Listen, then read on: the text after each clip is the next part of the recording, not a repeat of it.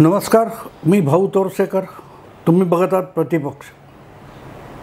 मित्रांनो, एखादी गोष्ट जेव्हा तुम्ही अधिक झटकून टाकायला जाता ना, तो नाकावर बसलेली माशी असते किंवा हातावर कुठेतरी चावणारा किंवा आसपास घुटमळणारा मच्छर असतो, डास असतो, तो जितका झटकायला जाल ना तितका तो फिरून फिरून तिथे जाऊन बसत राहतो. एखादी मनात बोचणारी गोष्ट अशी असते की जी विसरायला जितका प्रयत्न कराल ना तितकी ती पुन्हा पुन्हा आठवत राहते आणि पुन्हा पुन्हा मनाला टोचणी देऊन तुम्हाला ती सतावत राहते. प्रामुख्याने जेव्हा तुम्ही जाणीवपूर्वक, विचारपूर्वक एखादी चुकीची गोष्ट करता आणि भले ती जगाला माहिती नसेल किंवा तुम्ही कबूल केलेली नसेल आणि जगाला माहिती असून देखील तुम्ही लपवत असाल आणि जग उघड्या तोंडाने ते बोलत नसेल, तर ती तुम्हाला स्वतः वेगळ्या शब्दामध्ये आविष्कृत करावी लागते, ज्याला बॉडी लँग्वेज म्हणतात किंवा माइंड लँग्वेज म्हणतात. की तुम्ही बोलता एक, शब्द तुमचे वेगळे असतील, पण त्यातला हेतू समजदार असतात, संवेदनशील असतात, त्यांना नेमका कळतो. म्हणून त्यांनी म्हटलंय ना, तुम इतना क्यों मुस्कुरा रहे हो, क्या गम है जिसको छुपा रहे हो. शरद पवारांची पोरगी असं स्वतः सुप्रियाताई स्वतःला म्हणून घेतात की नाहीतर शरद पवारांची पोरगी म्हणून घेणार नाही वगैरे वगैरे. तर त्यांच्या बाबतीत हे सततचं हसणं हे नेमकं त्या जगजीत सिंगच्या कुठच्या गझलशी जुळतो. सुप्रियाताई, आप इतनी क्यों मुस्कुरा रही हो. कितीही भयंकर टोचणाऱ्या वेदनासुद्धा हसत हसत सांगण्याची जी स्टाईल आहे सुप्रियाताईंची, तिथे एक गोष्ट लक्षात येते, कुठला तरी बाण असा वरमी जाऊन बसलेला आहे की तो उचकटून काढला तरी वेदना होतात, तसा राहू दिला तरीही वेदना होतात, सांगता येत नाही आणि सहन होत नाही, अशी जी काही सुप्रियाताईंची आणि त्यांच्या पिताश्रींची अवस्था आहे ती प्रामुख्याने गेल्या 2-3 महिन्यामध्ये अधिकाधिक उजागर होत चाललेली आहे. प्रामुख्याने नेमकं सांगायचं तर 2 जुलैला अजितदादांनी जे राष्ट्रवादी काँग्रेसमध्ये बंड केलं आणि 9 लोकांना घेऊन महायुतीत सहभागी होत शपथविधी उरकला. एकूण काय 40-42 आमदार गेलेत.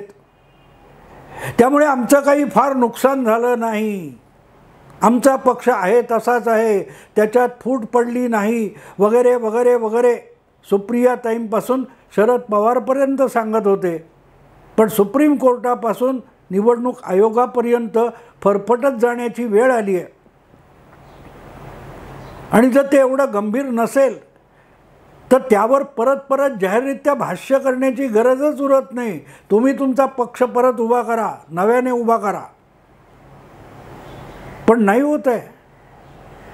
सतत परत परत अजितदादा ज्यांच्याबरोबर केले त्या भारतीय जनता पक्षाला टोचून टोचून टोचून बोलण्याचा आणि आपली वेदना त्यांच्यावर ढकलण्याचा प्रयत्न होतोय. ते उत्तर पण देत नाहीत, तरीही तुम्हाला टोचून बोलावं लागतंय, कारण ती वेदना तुम्हाला असह्य झाली आहे. बाण असा वरमी लागला आहे की तो उचकटून काढता येत नाही, तरीही दुखतंय, जखम अधिक रक्त भळभळीत होणार आहे आणि तसाच राहू दिला तरीही तो इतका यातना देतोय की तो ठेवता पण येत नाही आहे. अशी जी विचित्र अवस्था आहे सुप्रियाताईंची, ती काल परवा भाषणामध्ये अधिक व्यक्त झाली. कुठलं होतं माहीत नाही, पण एक क्लिप बघितली मी. सुप्रियाताई सांगतात, अरे पक्ष पाहिजे होता तर मागायचा होता, असाच देऊन टाकला असता. वा सुप्रियाताई, असाच देऊन टाकला असता. पण तुम्ही माझा हक्क, माझा पक्ष हिसकावून घेण्याचा प्रयत्न केलात तर माफी नाही. मला क्षणभर मी डोळे मिटले आणि परत ती क्लिप लावली आणि ऐकलं. म्हटलं आवाज तर महिलेचा वाटतोय, पण देवेंद्र फडणवीस बोलतायत का? देवेंद्र फडणवीस बोलतायत का असं मला वाटलं. पण डोळे उघडले तर परत क्लिपमध्ये सुप्रियाताई दिसत होत्या. पण जी वेदना होती, जी वेदना 2.5 वर्ष देवेंद्र फडणवीस सहन करत होते, ती वेदना काय असते हे सुप्रियाताईंना आत्ता अनुभवातून कळते. 2.5 महिने त्यांनी 2.5 वर्ष भोगलं. ज्याला महाराष्ट्राच्या मतदाराने शिवसेना भाजप महायुतीचा मुख्यमंत्री म्हणून निवडलं होतं, त्याच्या तोंडातला सत्तेचा घास हिसकावून घेतला. कोणी घेतला? सुप्रियाताई. ज्या वेळेला विश्वास प्रस्ताव होता तेव्हा त्या विधानमंडळामध्ये यजमान महिलेसारखं, यजमानीबाईंसारखं कोण मिरवत होतं? तुम्हाला कौल दिला होता मतदाराने? नाही. तुमचे सोकॉल्ड पिताश्री, सोकॉल्ड एवढ्यासाठी म्हणतो की तुम्हाला फार अभिमान आहे ज्याचा, ते पिताश्री वयस्कर जाणता नेता काय म्हणाले होते निकालानंतर? आम्हाला विरोधी पक्षात बसायचा मतदाराने कौल दिलाय. ते सगळी फोडाफोड करून देवेंद्र फडणवीसांच्या तोंडचा घास सरकार बनवण्याचा हिसकावून घेतात आणि कन्या यजमान गृहिणीसारखी आल्या गेल्याचं स्वागत करायला विधान भवनामध्ये मिरवत असते, त्याला हिसकावून घेणं म्हणतात. तुम्हाला जनतेने कौल दिला नव्हता, पण त्याही वेदना यातना सहन करत विरोधी पक्षनेतेपदी 2.5 वर्ष काम करत देवेंद्र फडणवीस वाट बघत होते, प्रतीक्षा करत होते की कधी तुम्हाला धडा शिकवीन, कधी तुमचा करेक्ट कार्यक्रम करीन. आज ज्या सुप्रियाताई बोलतात ना, कोण तो वकील निवडणूक आयोगात बोलणारा, त्याचा करेक्ट कार्यक्रम केल्याशिवाय राहणार नाही. सुप्रियाताई, तुमचा कधी करेक्ट कार्यक्रम झाला तुम्हालाच कळला नाही. एकतर मला असं सतत सुप्रियाताईंना ऐकल्यावर वाटतं की ज्या पित्याचं नाव अभिमानाने घेतात सुप्रियाताई, त्या शरद पवारांनी सुप्रियाताईंना कधी संस्कार दिले नाहीत. कारण प्रत्येक वेळेला संस्काराविषयी आला की माझ्या आईने दिलेले संस्कार, माझ्या आईने दिलेले संस्कार असं सांगताना सुप्रियाताई एकदाही माझ्या बापाने, माझ्या पित्याने दिलेले संस्कार असं म्हणत नाहीत. मुद्दा असा आहे मित्रांनो की तुम्ही कोणाकोणाचे करेक्ट कार्यक्रम करायला निघालाय. जर पहिला कार्यक्रम तुम्ही केलेला, तुमच्या पिताजींनी केलेला चुकला नसता तर आज हे असं ओक्साबोक्शी रडत, हसत हसत रडण्याची वेळ सुप्रियाताई तुमच्यावर आली नसती. आणि जितकं तुम्ही लपवायला जाल की बाण वर्मी लागलाय, तुम्ही जे बोलताय ना मी करीन, मी करीन, काय करत होता तुम्ही? करीन ते सोडून द्यावं. तुम्ही केलं काय? ज्या माणसाने 105 अधिक 56 अशा 161 बहुमताचं जनमत कौल मिळवलेला होता, त्या देवेंद्र फडणवीसांना विरोधी पक्षात बसवणं याला हिसकावून घेणं म्हणतात. हिसकावून घेणं म्हणतात. त्यांनी तुम्हाला माफ करायचं. हां, देवेंद्र फडणवीसांनी तुम्हाला माफ करायचं. पण देवेंद्र फडणवीस बोलत नव्हते. आजही सगळं बोलत नाहीत, थोडं थोडं बोलत आहेत. तो लागलेला बाण हलवून हलवून ती जखम ओली राहील, भळबळत राहील. हे देवेंद्र फडणवीसच करतायत. काय बोलला होता तुम्ही? अकेला देवेंद्र क्या करेगा. तो उद्धव ठाकरेंबरोबर होता, त्या देवेंद्रला अकेला कोणी केला? अकेला कोणी केला? तेव्हा दुःख काय असतं, आपल्या हक्काचं हिरवून घेतलं की दुःख काय असतं हे तुम्हालाही सुप्रियाताई कळायला पाहिजे होतं. अरे काय राहतं, अग्नी दिला की फक्त माती राख. वा वा वा वा वा. मग इतक्या सगळ्या पवार कुटुंबातल्या प्रत्येकाच्या नावावर इतक्या मोठमोठ्या मालमत्ता कशाला आहेत? घेऊन जाणार आहेत का? तुम्हीच म्हणाला ना सुप्रियाताई, त्या मी सांगतोय त्या भाषणामध्ये, अरे घेऊन जायला काय आहे, द्यायचं तर देऊन टाकू. असंच मागितलं तर तसंच देऊन टाकलं असतं. काय दिलं तर आजपर्यंत आणि कोणाला दिलं? अरे ती साधी मुंबईच्या हयात हॉटेलमध्ये राहुल गांधींबरोबर सक्षणा सलगर फोटो काढायला राहुल गांधींच्या मागे उभी राहिली. तिची ती संधीसुद्धा सुप्रियाताई तिला खेचून बाजूला काढून सक्षणा सलगरला पण तुम्ही एवढी साधी गोष्ट नाकारलीत. राहुल गांधींबरोबरचा फोटो, त्यांनी काय राहुल गांधींकडे तिकीट मागितलं नव्हतं, पण पुढे जाऊन फोटो टिपला जाण्याच्या आधी सक्षणा सलगरला हाताला धरून ओढून बाजूला कोणी केलं? सुप्रियाताई. असंच देणार आहे? काय देणार तुम्ही? त्या मुलीने स्वतःची संधी मिळवली होती राहुल गांधींबरोबर फोटो काढण्याची, ती पण तुम्ही हिरावून घेतलीत, हिसकावून घेतलीत, हाताला धरून तिला बाजूला काढलं आणि मागाल तर देऊ, वाटेल ते देऊ, सगळंच देऊ, तसंच देऊ. काय उदात्त भाषा आहे. कारण बाण वर्मी लागलाय, बाण वर्मी लागलाय. दुसऱ्यांची घरं, दुसऱ्यांचे पक्ष, दुसऱ्यांचे आमदार फोडण्यात तुमच्या पिताश्रींची हयात गेली.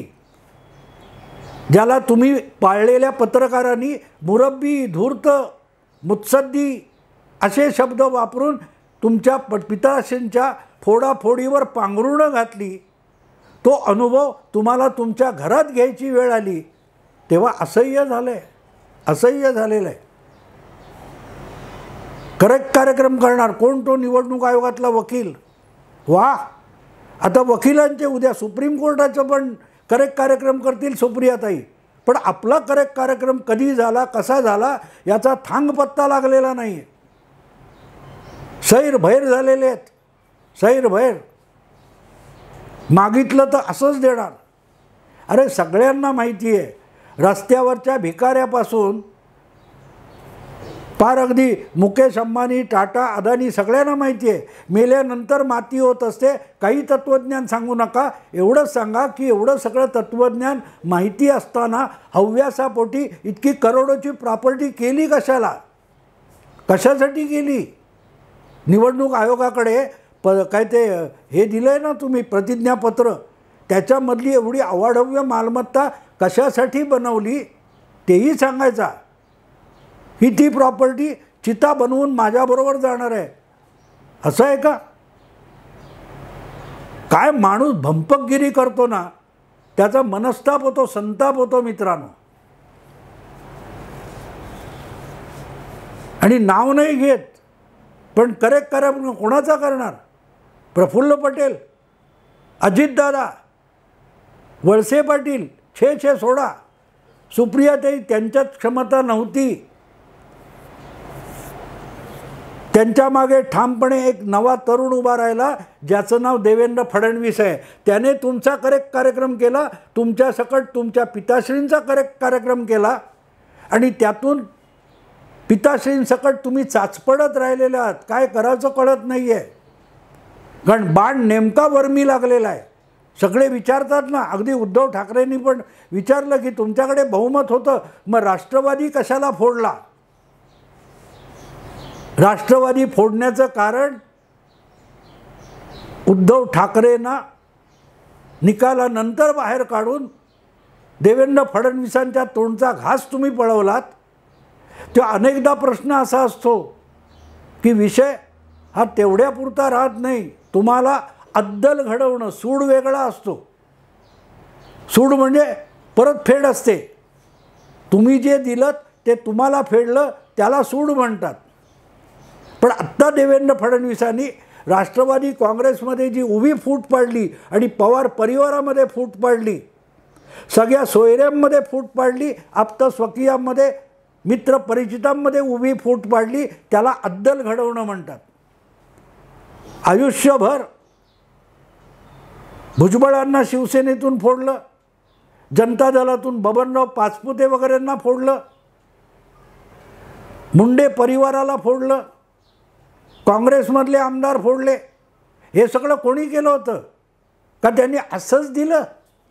सोनिया गांधींनी मधुकर पिचड, छगन भुजबळ यांच्या नेतृत्वाखाली विधान परिषदेचे आमदार हे असेच दिले होते.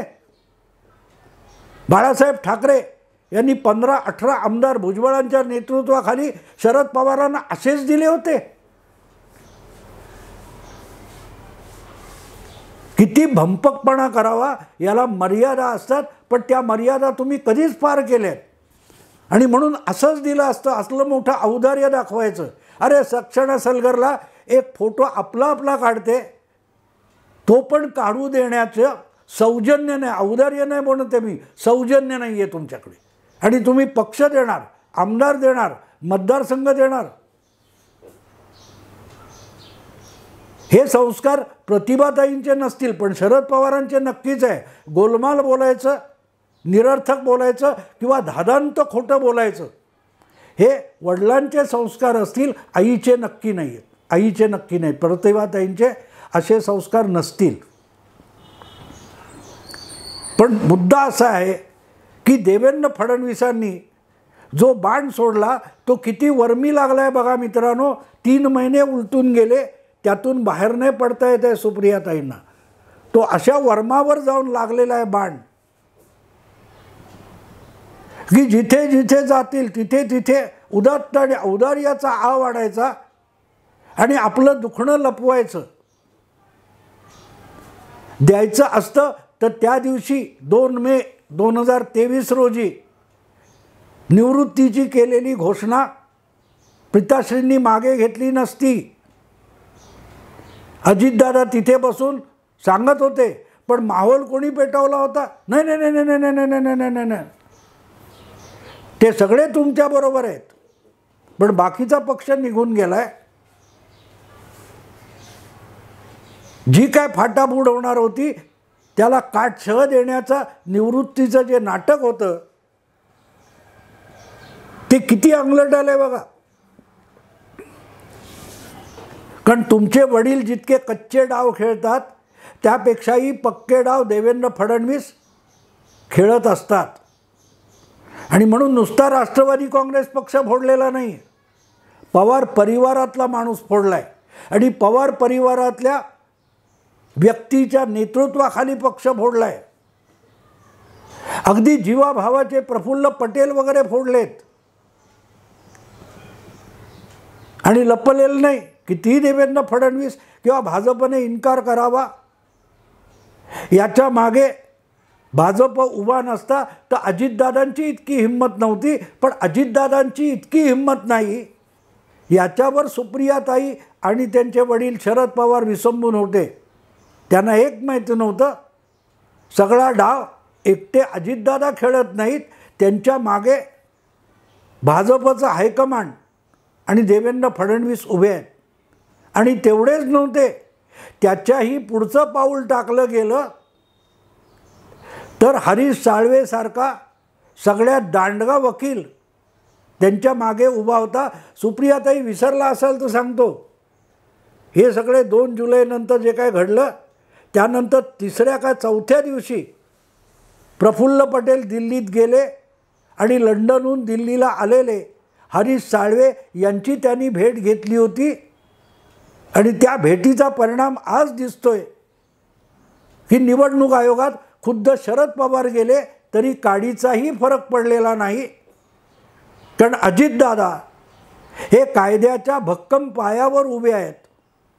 जो पाया त्यांना हरीश साळवे, अमित शाह, नरेंद्र मोदी आणि देवेंद्र फडणवीस यांच्या एकत्रित येऊन त्यांनी उभा करून दिलेला आहे. जेवढा अजितदादांचा पाया भक्कम आहे तेवढा तुमचा ढिला आहे, वाढ बघा. आणि म्हणून मग मला ते जुनं कुठच्या मधुमती सिनेमातलं गाणं आहे ते आठवतं, घडी घडी मेरा दिल धडके, हाय धडके क्यों धडके. सुप्रियाताईंची अवस्था त्या गाण्यासारखी झालेली आहे. जातील तिथे इतरांचे करेक्ट कार्यक्रम करण्याच्या गर्जना आणि वल्गना करत बसतात. करण्यासारखं हाती काही राहिलेलं नाही. डोळे उशिरा उघडलेत जेव्हा डोळे मिटायची पाळी आलेली. कारण देवेंद्र फडणवीसांनी तुमचंच औषध तुम्हाला पाजलंय, पण त्याला सूड म्हणता येत नाही. जे आहे त्याला अद्दल घडवणं म्हणतात. आणि म्हणून जसजसे दिवस जातील तसतसं सुप्रियाताईंचे शिव्या शाप अधिक वाढत जाणार आहेत. कंबर कसून, पदर बांधून, पदर खोचून सगळी भाषा वापरा, फरक काही पडणार नाही. आणि म्हणून अजितदादा तुमच्या वायफळ बडबडण्याला उत्तर देण्याच्या भानगडीत सुद्धा पडत नाहीत. कारण त्यांना माहिती आहे ते भक्कम पायावर उभे आहेत आणि तुमच्या पायाखाली जमीनसुद्धा उरलेली नाही. याला म्हणतात अकेला देवेंद्र. आत्ता इथेच थांबतो मित्रांनो. आवडलं लाईक करा, शेअर करा, सबस्क्राईब करा. नमस्कार.